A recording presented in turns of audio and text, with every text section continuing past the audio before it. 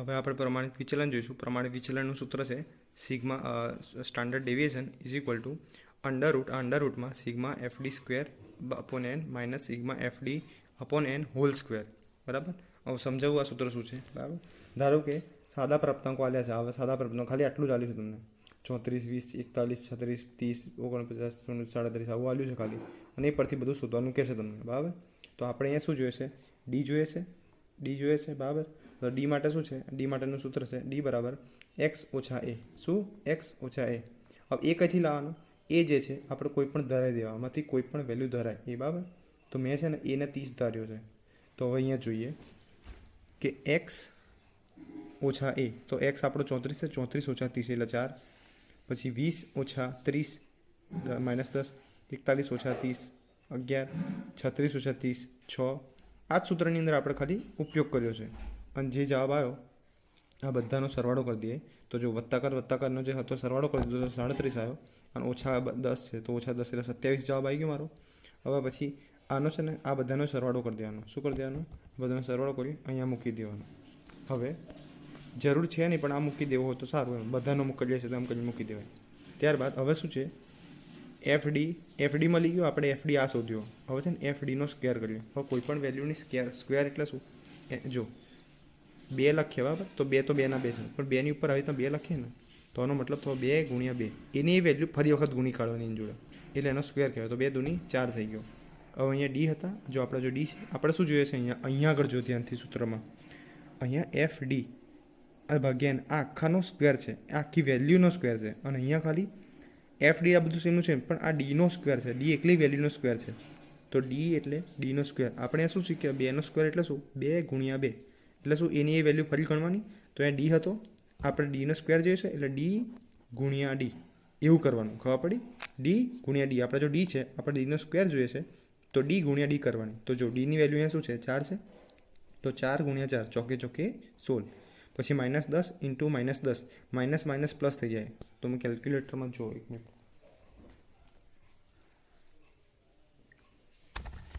કેલ્ક્યુલેટરમાં -10 ગુણ્યા -10 કરો તો જવાબ શું આવે? +10 +100 આવી ગયો જવાબ. બરાબર. એટલે અહીંયા 100 મૂક્યા. પછી 11 છે તો 11 ગુણ્યા 11 એટલે 121 જવાબ આવશે. પછી જે છે 6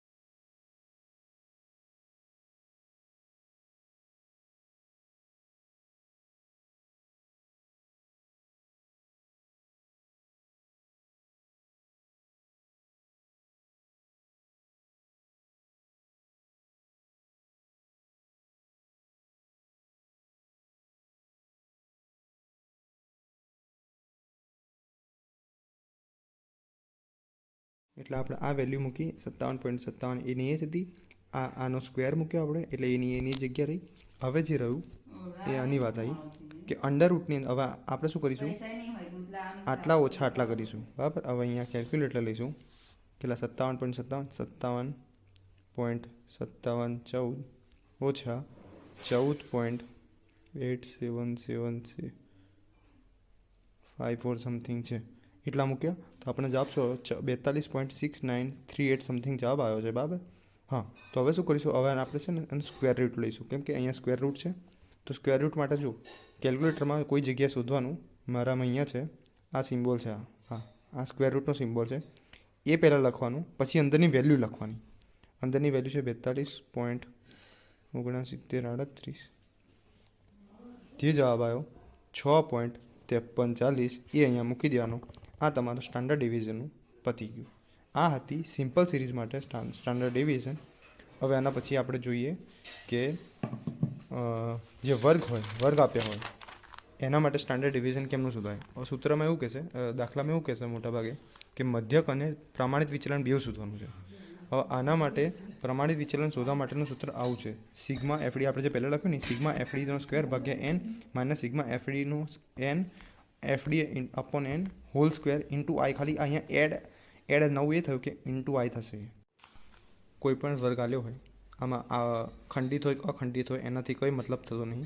ધારો કે અહીંયા જે વચ્ચે વર્ગ છે ખંડિત વર્ગ છે 0 થી 9, 10 થી 19, 20 થી 29, 30 થી 29 આ વર્ગ છે અને આવૃત્તિ આટલું આલ્યું છે. શું કરવાનું? મધ્યક શોધવાનું છે. પ્રમાણિત વિચલનમાં આપણે એફડી તો મધ્યક તો શોધવાનો આવશે જ, એટલે મધ્યક ઓટોમેટિક શોધી જ દેવાનું. મધ્યક શોધવા માટેનું ગઈ વખતનું જે સૂત્ર હતું ગઈ વખત વાળું જે સૂત્ર હતું એ વાપરીશું. સૌથી પહેલાં આપણે એન શોધી કાઢીએ. એન એટલે આ બધાનો વત્તાકાર કરી દેવાનો એટલે એને 80 મળી ગયા. હવે મધ્ય કિંમત લેવાની. મધ્ય કિંમત એટલે આ બેનો વત્તાકાર ભાગ્યા 2 તો 4.5, 10 વત્તા 19 ભાગ્યા 2 14.5 એમ કરીને બધાની વેલ્યુ શોધવી કાઢવાની.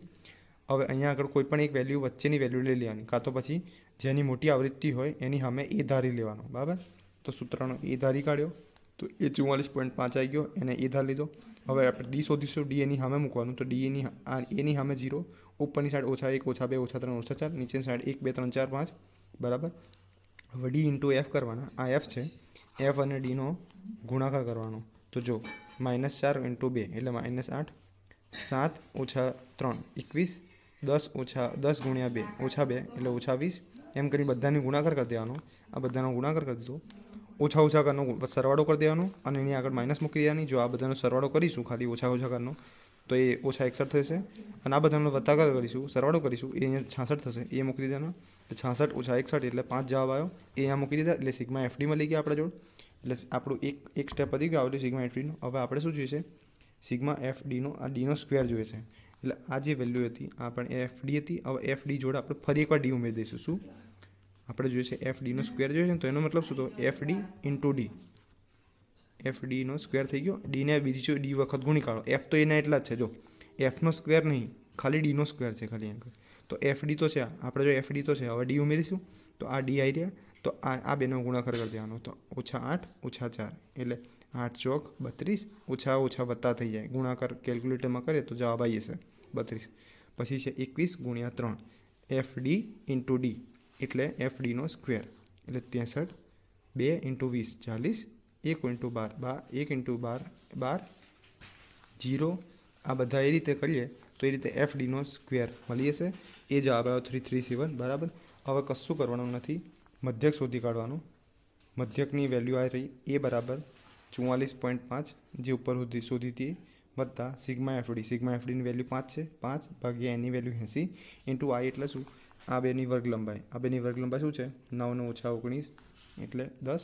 એટલે જવાબ મૂકી દેવાનો અહીં આગળ 44.5 વત્તા આ જે વેલ્યુ આવી આ બેનો ભાગાકાર કરી દેવાનો, ગુણ્યા 10 કરી દેવાના. કાં તો અહીંયાથી 0 મેં ઉડાડી એટલે 5 ભાગ્યા 8 કરી દઈએ તો જવાબ જે આવ્યો અહીંયા આવી ગયો.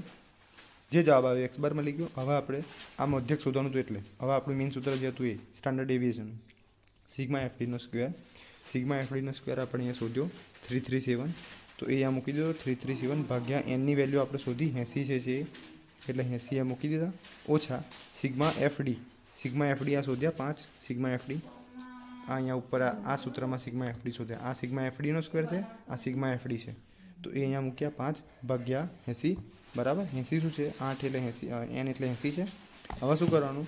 કેલ્ક્યુલેટર લેવાનું, એમાં 337/80 કરવાના, એટલે જવાબ શું આવ્યો?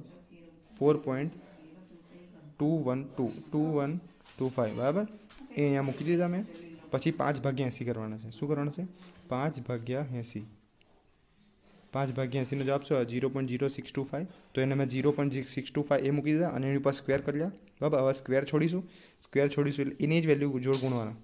0.0625 જે જવાબ આવે 0.0039. 0.0039 આ તો મેં એક્સ્ટ્રા લખ્યું છે, એટલું બધું લખવાની જરૂર નહીં. 4 આંકડા લગીને લખવાનું એટલે 0.039 બરાબર. એટલે આ વેલ્યુ ઓછા આ વેલ્યુ કરવાની 4.2125 ઓછા 0.0039. તો જે જવાબ આવ્યો 4.2080 સમથિંગ જવાબ આવ્યો. એ અહીંયા અંડર રૂટમાં આવ્યો 4.2080 સમથિંગ 85. હવે એનું રૂટ છોડવાનું. આ જે 10 છે એ બહાર છે, એટલે પહેલાં આપણે આનું રૂટ છોડવાનું. રૂટ માટે આ સિમ્બોલ છે એ કરવાનું 4.2085. જે જવાબ આવ્યો શું આવ્યો? જવાબ 2.051. અહીંયા મેં લખ્યું છે 2.051 આવ્યું છે. હવે એના ઇન્ટુ શું કરવાનું? ઇન્ટુ 10 છે તો ગુણ્યા 10 કરી દો. તો જે જવાબ આવે 20.514 એ આપણો સ્ટાન્ડર્ડ ડિવિઝન SD જવાબ આવી ગયો. એટલે આ રીતે પ્રમાણિત વિચલન શોધી શકાય.